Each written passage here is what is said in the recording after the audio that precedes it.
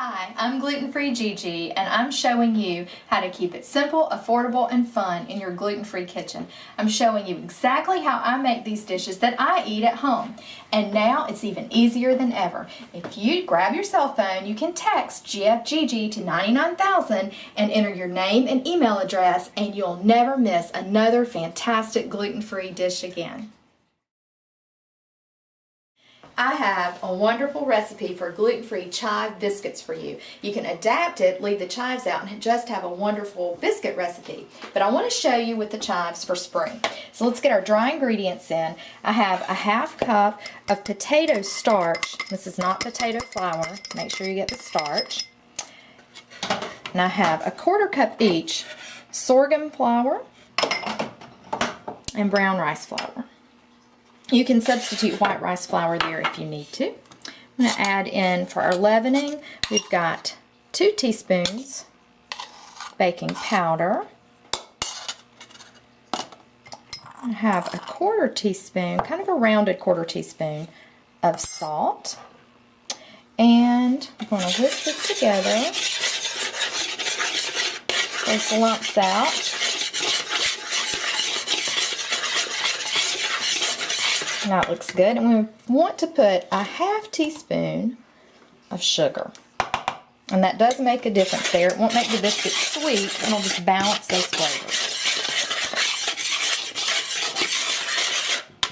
That looks great. Now, once you've got your dry ingredients whisked, we want to add some fat. I have 4 tablespoons of cold earth balance, and it needs to be cold, and I'm going to use my fork to cut this into the dry ingredients. You can use a pastry blender. You can use your fingers if you'd like. So you just want to cut this in just like this until you have coarse crumbs throughout and all of this earth balance is blended into your dry ingredients. And you could use butter here, or you could use shortening. You could even use coconut oil. You can just chill it slightly so that it's nice and firm. So any fat that you like will work.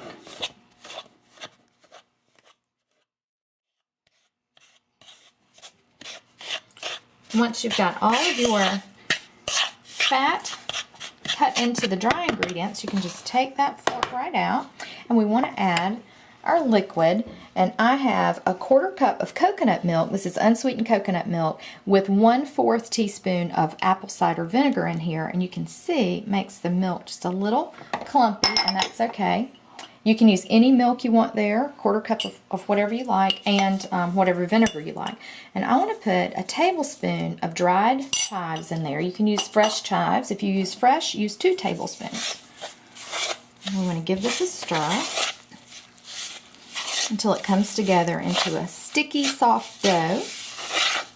Then I'll show you how to turn this out onto a board and cut it into the biscuits for baking.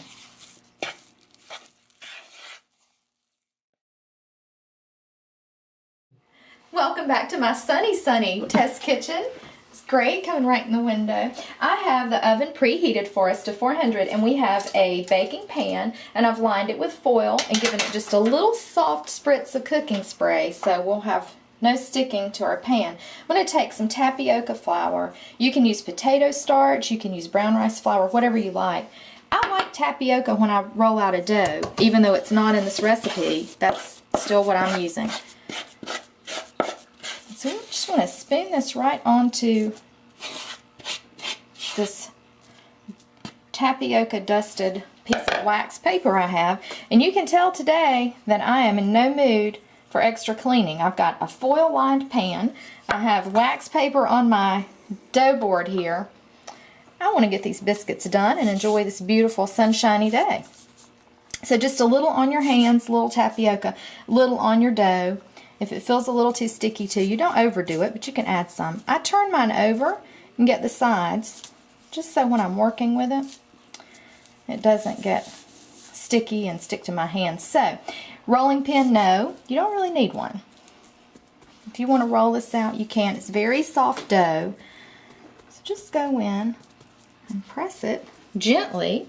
And I've got about, I'd say that's about 3/4 of an inch thick there. anywhere from 3/4 to an inch. You can make these thin and crispy if you like. I want them to be a little more poofy than that. I have a small cookie cutter here, biscuit cutter. You can use a larger one. Dust it in your tapioca flour and they'll come out just like that. See how pretty that is? Put these on the pan. We're going to space these about, oh, I don't know, an inch or an inch and a half apart. That looks about right. So just go through your dough. Fill your pan up.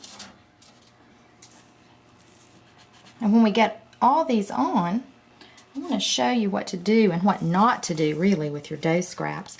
So many people re-roll their dough scraps, and I say don't.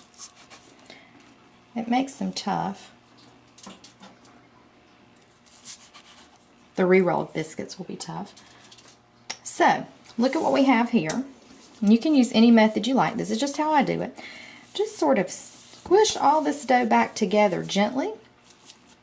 Now these won't be quite as pretty as the originals because you've sort of manipulated the dough here. I like to flip it over, give it just a little pat. But I find this is much better than bunching it all back together and reforming it.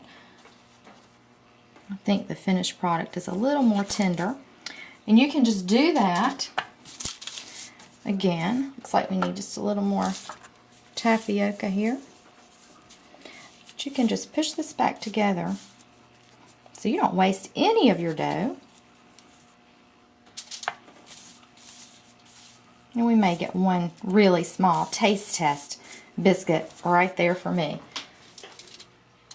So there are pretty little chive biscuits right on the pan. We'll pop these into our 400-degree oven. And we're going to let these bake for about 13 to 15 minutes. We'll come back and give them a peek and see how they are. It's been 15 minutes. Let's have a look. Look at those cute little biscuits. Oh, they smell wonderful. You can really smell the chives. Take these out. They're piping hot.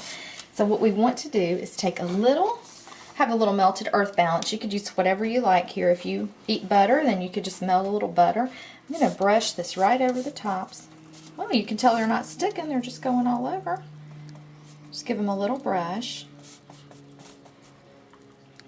You don't have to do this if you don't want to add the extra fat on yours, but I think they're going to taste great. I'll just give them a little bit of more flavor here.